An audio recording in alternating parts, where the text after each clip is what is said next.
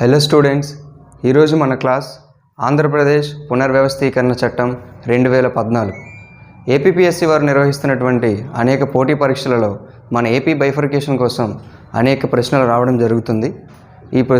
ఇదే ప్రాసెస్లో భాగంగా మన క్లాస్ని మొదలు పెడదాం.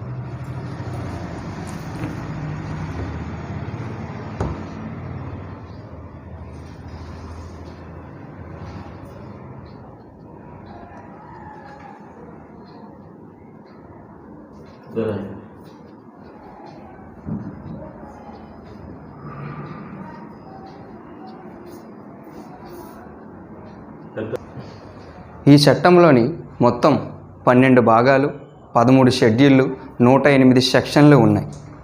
అసలు మన ఆంధ్రప్రదేశ్ ఏ తేదీన అవతరించింది అంటే విడిపోయింది అని చెప్తే జూన్ 2, 2014 తేదీన ఆంధ్రప్రదేశ్ అనేది నవ్య ఆంధ్రప్రదేశ్గా అవతరించింది. కానీ చాలామంది ఆస్పిరెంట్స్కి తెలియని విషయం ఏంటంటే ఈ ఆంధ్రప్రదేశ్ పునర్వ్యవస్థీకరణ చట్టం 2014 అసలు ఎప్పుడు చట్టరూపం దాల్చింది అనే విషయం ఎవరికీ తెలియదు. ఈ చట్టం అనేది మన భారత గెజిట్లో ఎప్పుడు రూపొందించారు అని అంటే తేదీ మార్చి 1, 2014 సంవత్సరం.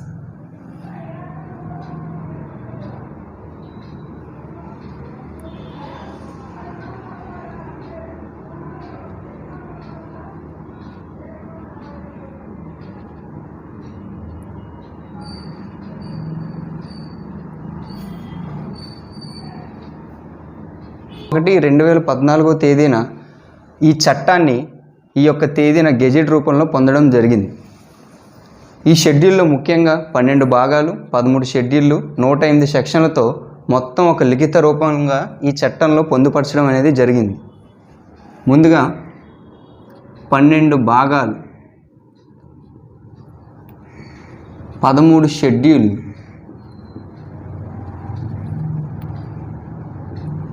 108 సెక్షన్లు, 108 సెక్షన్స్తో ఈ ఏపీ బైఫర్కేషన్ యాక్ట్ 2014 అనేది నిర్మితమైంది. ముందుగా మనమందరం షెడ్యూల్ గురించి తెలుసుకుందాం. దాని తర్వాత 12 భాగాలు, 108 సెక్షన్స్ చెప్తే మన ఏపీ బైఫర్కేషన్ అనేది ఒక కార్యరూపం దాలుస్తుంది. ముందుగా 13 షెడ్యూల్. 13 షెడ్యూల్లో మొదటి షెడ్యూల్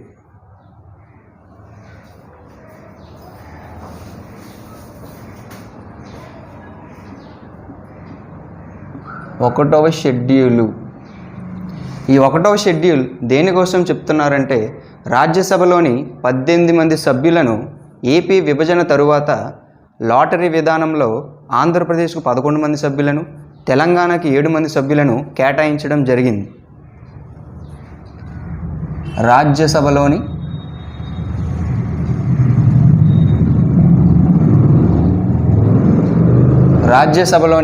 18 మంది సభ్యులు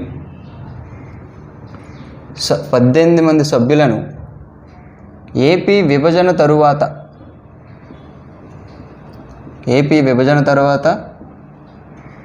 అనగా జూన్ 2, 2014 తర్వాత లాటరీ విధానంలో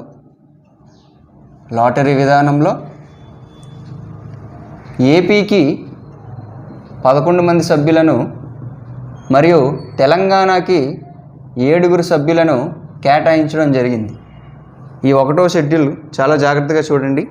రాజ్యసభలోని 18 మంది సభ్యులను ఏపీ విభజన చెందిన తరువాత లాటరీ విధానంలో ఆంధ్రప్రదేశ్కు 11 మరియు తెలంగాణకి 7 మంది సభ్యులను కేటాయించడం జరిగింది. ఇకపోతే 2వ schedule.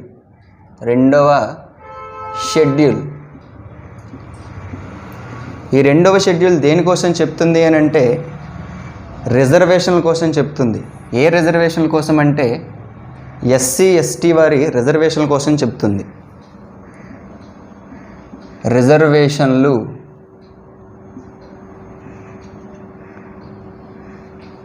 That is SC ST వర్గం వారికి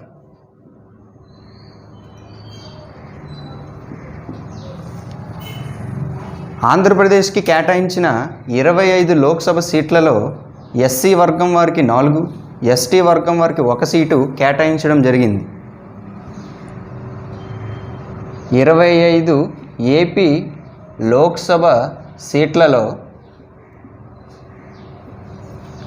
ఎస్సీ వర్గం వారికి 4, ఎస్టీ వర్గం వారికి 1 సీటు కేటాయించడం జరిగింది.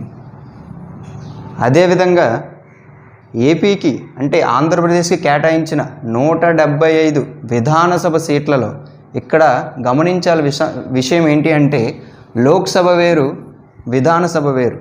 లోక్సభ అంటే కేంద్ర ప్రభుత్వం రాష్ట్రాల్లో కేటాయించే సీట్లు, దట్ ఈస్ లోక్సభ. ఇక్కడ విధానసభ అంటే మన ఎమ్మెల్యేల సభ, శాసనశాఖ, వారికి కేటాయించిన సీట్ల సంఖ్య 175 సీట్లు. దట్ ఈస్ 175 ఏపీ విధానసభ సీట్లలో ఎస్సీ వర్గం వారికి 29, ఎస్టీ వర్గం వారికి 7 సీట్లు కేటాయించడం జరిగింది. మరి అదేవిధంగా తెలంగాణ విషయానికి వస్తే తెలంగాణ స్టేట్ లోక్సభ సీట్ల సంఖ్య 25 సీట్లు. తెలంగాణ స్టేట్ లోక్సభ 25 సీట్లలో ఎస్సీ వర్గం వారికి 3 సీట్లు కేటాయిస్తే ఎస్టీ వర్గం వారికి 2 సీట్లు కేటాయించడం జరిగింది. మిత్రులారు గమనించగలరు, తెలంగాణ స్టేట్ లోక్సభ సీట్లలో 25 సీట్లు ఉంటే ఆ 25 సీట్లలో ఎస్సీ వర్గం వారికి 3 మరియు ఎస్టీ వర్గం వారికి 2 సీట్లు కేటాయించడం జరిగింది. అదేవిధంగా తెలంగాణ స్టేట్ విధానసభ సీట్లలో 119 సీట్లు ఉంటే ఈ సీట్లలో ఎస్సీ వర్గం వారికి 19, ఎస్టీ వర్గం వారికి 4 సీట్లు కేటాయించడం జరిగింది. మిత్రులారు గమనించగలరు, భారత రాజ్యాంగంలో ఏ ఆర్టికల్ ఎస్సీ ఎస్టీ వర్గం వారికి రిజర్వేషన్ కల్పిస్తుంది అన్న విషయాన్ని మనం ఇక్కడ గమనించినట్లయితే ఆర్టికల్ 330 ప్రకారం లోక్సభలో ఎస్సీ ఎస్టీ వారికి రిజర్వేషన్లు అనేవి కల్పించడం జరుగుతుంది. అదేవిధంగా రాష్ట్రాలలో ఎస్సీ ఎస్టీ వారికి సీట్లు ఏ ఆర్టికల్తో కేటాయించడం జరుగుతుంది అనే విషయానికి మనం వస్తే ఆర్టికల్ 332 ప్రకారం విధానసభలో, విఎస్ అంటే విధానసభలో ఎస్సీ మరియు ఎస్టీ వర్గం వారికి రిజర్వేషన్లు కల్పించడం జరుగుతుంది. ఇది 2వ షెడ్యూల్, జాగ్రత్తగా చూడగలరు. I'm repeating again. 2వ షెడ్యూల్ రిజర్వేషన్ల కోసం, దట్ ఈస్ ఎస్సీ ఎస్టీ వర్గం వారికి 25 ఏపీ లోక్సభ సీట్లలో ఎస్సీ వర్గం వారికి 4, అదేవిధంగా ఎస్టీ వర్గం వారికి 1, 175 విధానసభ సీట్లలో 29 ఎస్సీ వారికి అయితే ఎస్టీ వారికి 7. తెలంగాణ స్టేట్ లోక్సభ సీట్లలో 25 సీట్లు ఎస్సీ వారికి, ఎస్టీ వారికి 2 సీట్లు. తెలంగాణ స్టేట్ విధానసభ 119 సీట్లు కలిగి ఉంటే అందులో ఎస్సీ వర్గం వారికి 19, ఎస్టీ వర్గం వారికి 4. ఈ ఆర్టికల్స్ అనేవి ఈ సెక్షన్స్లో లేవు. అదనపు వివరణ కోసం మిత్రులకి మరి ఈ విధంగా ఇంకా నీట్గా అర్థం అవడం కోసం ఈ ఆర్టికల్ని పొందుపరచడం జరిగింది. This is all about second schedule in the act of AP bifurcation. ఇప్పుడు మనం 3వ షెడ్యూల్లోకి పోతే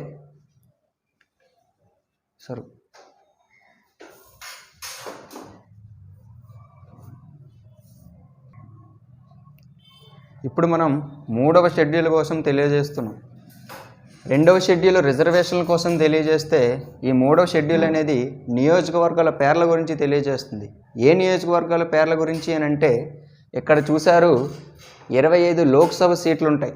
ఈ లోక్సభ సీట్లకి నియోజకవర్గాలు కూడా ఉంటాయి. ఆ నియోజకవర్గాల పేర్ల గురించి, అలాగే 175 ఏపీ విధానసభ సీట్లు ఉంటాయి చూశారు, వాటి తాలూకు నియోజకవర్గాల పేర్ల గురించి మన 3వ షెడ్యూల్లో పొందుపరచడం జరిగింది. So third schedule is all about the constituency of a assembly. నియోజకవర్గముల పేర్లు, నియోజకవర్గాల పేర్ల గురించి అనగా 25 లోక్సభ సీట్లు కలిగి ఉన్న మన ఆంధ్రప్రదేశ్లలో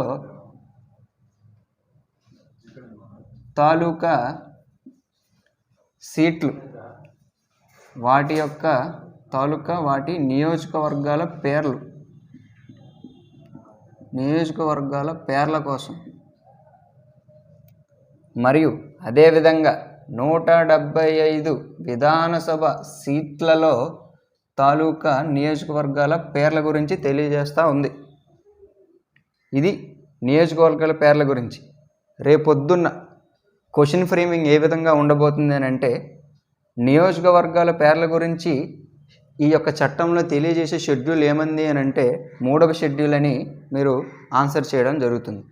క్వశ్చన్ ఫ్రేమింగ్ ఇంకా మారిస్తే అంటే ప్రశ్నాపత్రం తయారు చేసేవాడికి ఏదైనా ప్రశ్నని ఇంకా మెలికిపెట్టి ఇవ్వాలి అని అంటే ఆంధ్రప్రదేశ్కు కేటాయించిన విధానసభ సీట్ల సంఖ్యను తెలపండి అని అడుగుతాడు. అదేవిధంగా ఎస్సీ వర్గం వారికి విధానసభ సీట్లలో కలిగినటువంటి సంఖ్యను తెలపండి అని అంటాడు. సో కాబట్టి మిత్రులారా, ఏపీ బైఫర్కేషన్ మీద చిన్న చూపు అనేది ఏదైతే ఉందో అది తొలగించండి. ఇప్పుడు 3వ షెడ్యూల్ నియోజకవర్గాల పేర్ల గురించి. ఇప్పుడు 4వ షెడ్యూల్. 4వ షెడ్యూల్ ఇప్పుడే మనం చూసాం. నియోజకవర్గాల పేర్ల గురించి తెలిపేది 3వ షెడ్యూల్ అయితే 4వ షెడ్యూల్ విధాన పరిషత్ సభ్యుల పేర్ల గురించి తెలియజేస్తూ ఉంది. విధాన పరిషత్ విబైపి అని పెడుతున్నాను. విధాన పరిషత్ సభ్యుల పేర్ల కోసం. అసలు విధాన పరిషత్ అంటే ఏమిటి, విధాన సభ అంటే ఏమిటి మిత్రులందరికీ తెలిసి ఉండాలి. విధాన పరిషత్ అంటే ఎమ్మెల్సీల సభ, విధాన సభ అంటే ఎమ్మెల్యేల సభ. మిత్రులు ఎక్కడ కన్ఫ్యూజన్ అవుతారు, ఏమాత్రం కన్ఫ్యూజన్ లేకుండా క్లారిటీగా గుర్తుపెట్టుకోండి. ఎమ్మెల్సీల సభ అంటే ఏపీకి కేటాయించిన విభజన తరువాత ఏపీకి కేటాయించిన విధాన పరిషత్ సభ్యుల సంఖ్య ఏదైతే ఉందో అది 50.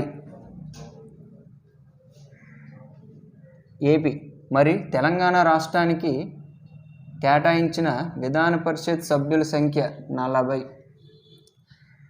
ఇది తెలిస్తే 4వ షెడ్యూల్ కంప్లీట్ అయిపోతుంది.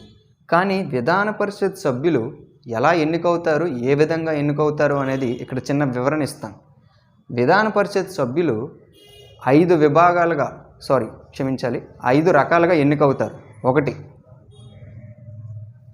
1/3 ఎమ్మెల్యేలు ఎన్నుకుంటారు.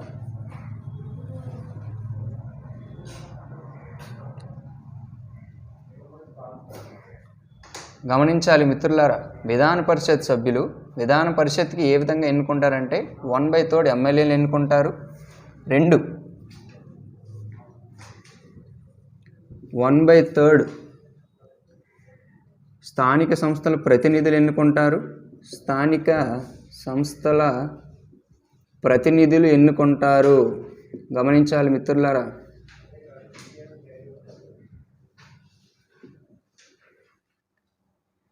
తదుపరి 3వ విధంగా గవర్నర్, మన రాష్ట్ర గవర్నర్ ఎవరైతే ఉన్నారో 1/6 నామినేట్ చేస్తారు. గవర్నరు 1/6 నామినేట్ చేస్తారు. ఇది 3వ భాగం. ఇంకా 4 వస్తే ఆ కాన్స్టిట్యుయెన్సీలో ఆ నియోజకవర్గ పరిధిలో ఉన్నటువంటి టీచర్స్ 1/6 మంది ఎన్నుకుంటారు. 1/6 టీచర్స్ ఎన్నుకోవడం జరుగుతుంది. ఇంకా 5వది పట్టభద్రులు. మీకు తెలుసా, మీ యొక్క కాన్స్టిట్యుయెన్సీలో ఒక డిగ్రీ పాస్ అయిన వ్యక్తి ఒక విధాన పరిషత్ సభ్యుడిని ఎన్నుకోవచ్చు అని. 1/6 టీచర్స్ ఎన్నుకుంటే 1/6 ఆ కాన్స్టిట్యుయెన్సీ పరిధిలో ఉన్న పట్టభద్రులు అనగా డిగ్రీ హోల్డర్స్ ఎన్నుకుంటారు. పట్టభద్రులు ఎన్నుకుంటారు. సో 3వ షెడ్యూల్ నియోజకవర్గాల పేర్ల గురించి అయితే 4వ షెడ్యూల్ విధాన పరిషత్ సభ్యుల పేర్ల కోసం. విధాన పరిషత్ అంటే ఎమ్మెల్సీల సభ. అంటే ఎమ్మెల్యేల సభలో మిగులు సీట్ల భర్తీని ఉపయోగించి ఆధారంగా పెట్టి మన యొక్క ఎమ్మెల్సీలను ఎన్నుకోవడం జరుగుతుంది. This is all about 4th schedule. Next మనం 5వ షెడ్యూల్కి మూవ్ అవుదాం. మిత్రులు గమనించగలరు, 4వ షెడ్యూల్ తర్వాత 5వ షెడ్యూల్. 5వ షెడ్యూల్ దేనికోసం తెలియబరుస్తుందనంటే తెలంగాణ రాష్ట్రంలో ఎస్సీ వర్గ జాబితా. ఈ షెడ్యూల్ కోసం అంతగా చెప్పక్కర్లేదు, మీరు జస్ట్ చదివితే అలా మీ బ్రెయిన్లో గుర్తుంటుంది. 5th schedule is all about SC candidates in the state of Telangana. టీఎస్లో అనగా తెలంగాణ స్టేట్లో ఎస్సీ వర్గ జాబితా కోసం. 5వ షెడ్యూల్ తర్వాత 6వ షెడ్యూల్.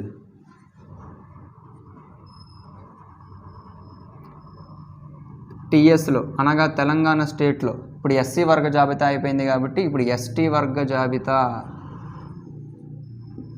జాబితా కోసం. 5వ షెడ్యూల్ కంప్లీట్ అయింది, 6వ షెడ్యూల్ కంప్లీట్ అయింది. ఇప్పుడు 7వ షెడ్యూల్.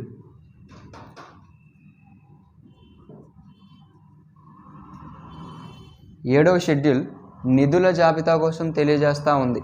ఏ నిధులు? CM relief fund. మరియు 7వ షెడ్యూల్ నిధుల జాబితా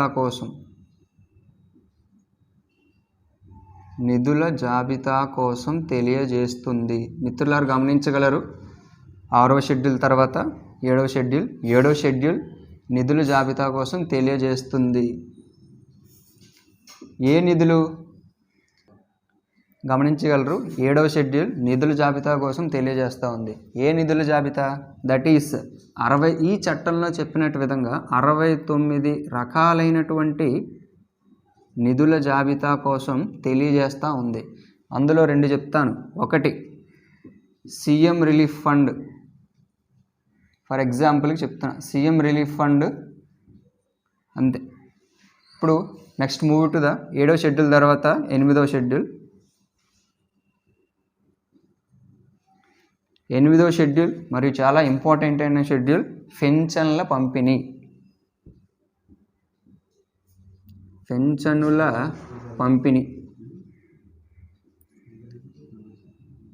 ఉమ్మడి ఆంధ్రప్రదేశ్లో పనిచేసి రిటైర్డ్ అయిపోయినటువంటి ఉద్యోగస్తులకు పెన్షన్ల పంపిణీ అనేది జనాభా నిష్పత్తిన పంచడం జరుగుతుంది. ఒకవేళ ఏ ఒక్క రాష్ట్రంలో అయినా, దట్ ఈస్ తెలంగాణ అవనివ్వండి, ఏపీ అవనివ్వండి, అధికంగా ఏదైనా రాష్ట్రం పంచుకున్నట్లయితే అధికంగా పంచుకున్న రాష్ట్రం తక్కువగా పంచుకున్న రాష్ట్రానికి జనాభా నిష్పత్తిలోని పంచుకోవాలి అని చట్టంలో పొందుపరిచారు. చిన్న కన్ఫ్యూజన్ ఉంటుంది, బట్ ఎవరు భయపడద్దు. పెన్షన్ల పంపిణీ అవతరణ దినం, that is the date you has to remember for long, June 2, 2014. అవతరణ దినం నుండి 2 సంవత్సరాల వరకు జనాభా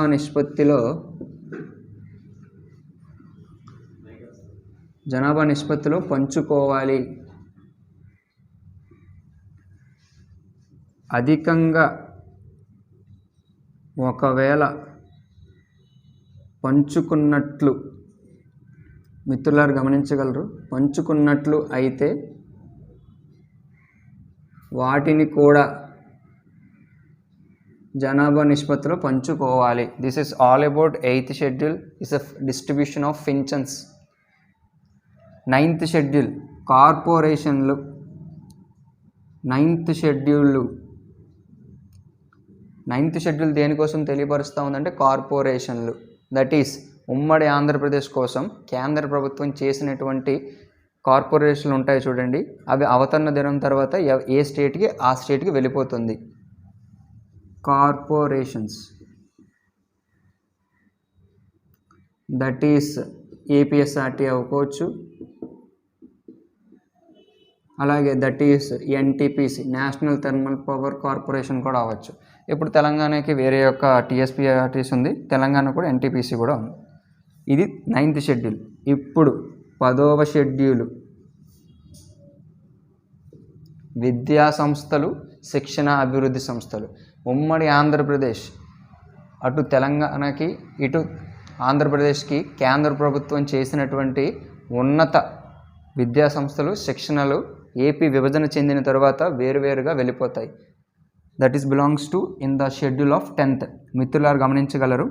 10వ షెడ్యూల్ విద్యా సంస్థలు మరియు శిక్షణ అభివృద్ధి సంస్థలు. ఇది 10వ schedule.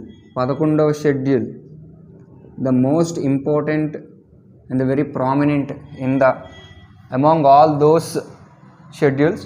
11th schedule is very very important. ఎందుకు అంటే కేఆర్ఎంబి జిఆర్ఎంబి ఏర్పాటు విధుల కోసం 11వ షెడ్యూల్ తెలియజేస్తూ ఉంది. రాస్తాను, మీకు అర్థమవుతుంది. కేఆర్ఎంబి మరియు జిఆర్ఎంబి ఏర్పాటు విధులు. అసలు ఏంటి కేఆర్ఎంబి జిఆర్ఎంబి ఏర్పాటు విధులు? Krishna river management board, Godavari river management board ఏర్పాటు విధుల కోసం 11వ షెడ్యూల్ తెలియజేస్తుంది. అసలు ఎందుకు ఇంపార్టెంట్ అన్నానంటే రీసెంట్గా జరిగినటువంటి గ్రూప్ 4 ఎగ్జామినేషన్స్లో వీటి కోసం ఒక ప్రశ్న అడిగాడు. పోలవరం ప్రాజెక్టు ఏ సెక్షన్ అంటే అంటే this is the section 85 section in the act of 2014 AP bifurcation. KRMB GRMB ఏర్పాటు విధులు మీరు పేపర్ చదవగానే ప్రతిసారి Godavari reverse management board, Bachawat tribunal, మళ్ళీ కేఆర్ఎంబి జిఆర్ఎంబి అన్నీ మీరు చదువుతూనే ఉంటారు. సో మిత్రులారు బాగా ఫోకస్ చేయాల్సిన విషయం ఏదైనా ఉందంటే 11th షెడ్యూల్ బాగా ఫోకస్ చేయండి. బిట్ ఎలా వస్తుంది అని అంటే కేఆర్ఎంబి జిఆర్ఎంబి ఏర్పాటు విధులను తెలియజేసే షెడ్యూల్ డైరెక్ట్గా క్వశ్చన్ అనేది అడగవచ్చు. So next move to the 12th schedule. 11వ షెడ్యూల్ తర్వాత 12వ షెడ్యూల్ జాగ్రత్తగా గమనించగలరు. కోల్ అంటే బొగ్గు, oil and natural gas,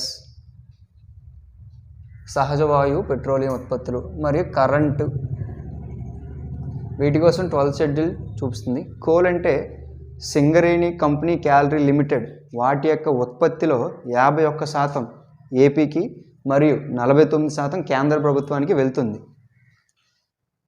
Singareni company calorie limited సంపాదన అనకూడదు, ఉత్పత్తిలో టీఎస్కి 51% మరియు సెంట్రల్ గవర్నమెంట్ దట్ ఈస్ సీజీకి 49% పోతుందన్నమాట. ఇప్పుడు ఆయిల్ అండ్ న్యాచురల్ గ్యాస్లో వస్తే కేంద్ర ప్రభుత్వం ప్రకటించే ఆయిల్ అండ్ న్యాచురల్ గ్యాస్ పాలసీలో ఏ రాష్ట్రంలో ఉత్పత్తి ఎక్కువగా జరుగుతుందో ఆ రాష్ట్రానికే ఆ రాయల్టీ వెళ్తుంది. రాయల్టీ అంటే ఇక్కడ కేంద్ర ప్రభుత్వం చెల్లించేదన్నమాట. ఇప్పుడు కరెంట్ విషయానికి వస్తే విభజన తర్వాత ఈ కరెంటు 2 సంవత్సరాల వరకు ఏపీకి టీఎస్కి సమానంగా పంచుతారు. 2 సంవత్సరాల తరువాత ఏ స్టేట్ వాళ్ళు ఆ స్టేట్కి సపరేట్ ఎలక్ట్రిసిటీ బోర్డు పెట్టుకోవాలి. మన Andhra Pradesh electricity board load dispatched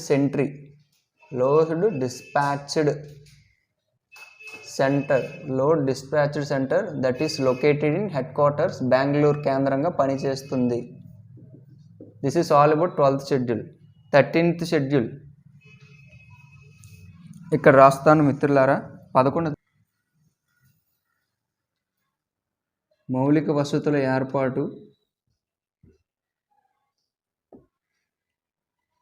వసతుల ఏర్పాటు అండ్ విద్యా సంస్థల నిలయం.